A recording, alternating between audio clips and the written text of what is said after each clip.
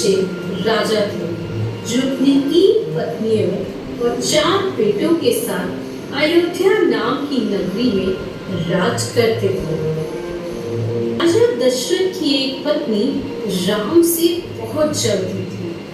उन्होंने राम को 14 साल के लिए वनवास यानी कि जंगल में उनको भेज देने की मांग की ताकि उनका बेटा भरत राजगद्दी पर बैठ सके। राजा अपनी बात के पक्के होने के कारण राम को वनवास पे भेज देते हैं। राम अपनी प्यारी पत्नी सीता और अपने प्रिय भाई लक्ष्मण के साथ वनवास के लिए निकल जाते हैं। कुछ साल वनवास में रहने के बाद एक दिन सुनखा नाम की एक राक्षसी राम को देख के शादी की इच्छा बताती है, पर राम उनसे शादी के लिए मना कर देते हैं और उससे लक्ष्मण के पास जाने के लिए बोलते हैं। लेकिन लक्ष्मण भी सुनखा से शादी के लिए मना कर देते हैं। वे अपने भाई रावण के पास जाती है जो कोई और नहीं पर लंका का असुर राजा।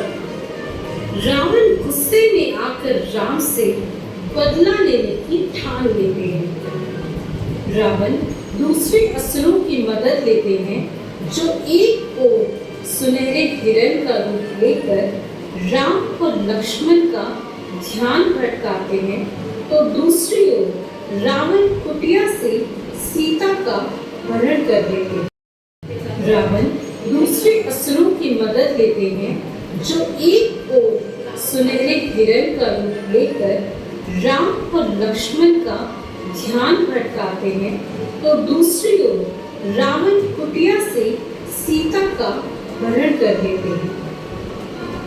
राम और लक्ष्मण वापस आकर सीता को लापता पाते हैं। तब उन्हें पता चलता है कि जब वो यहाँ नहीं थे तब कुछ न कुछ तो बुरा हुआ है।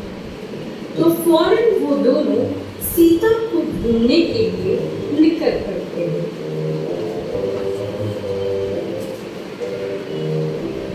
रास्ते में उनको वानरों और भालुओं की सेना मिलती है जो उनकी मदद करने के लिए तैयार हो जाती है।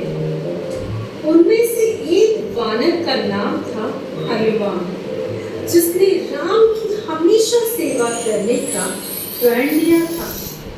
अब हनुमान कोई साधारण वानर तो थे नहीं, तो पहाड़ों से ऊंचा उड़ सकते थे और उसमें अलौकिक शक्तियां भी थी।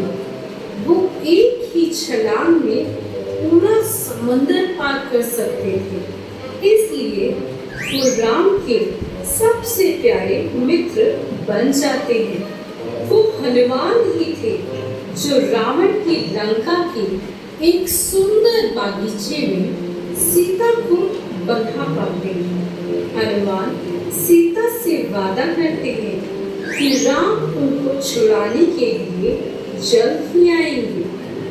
वो फिर राम के पास सीता का पता लेकर आते हैं, जिसके बाद राम अपनी वानर और भालुओं की सेना को लेकर लंका के लिए रवाना हो जाते हैं।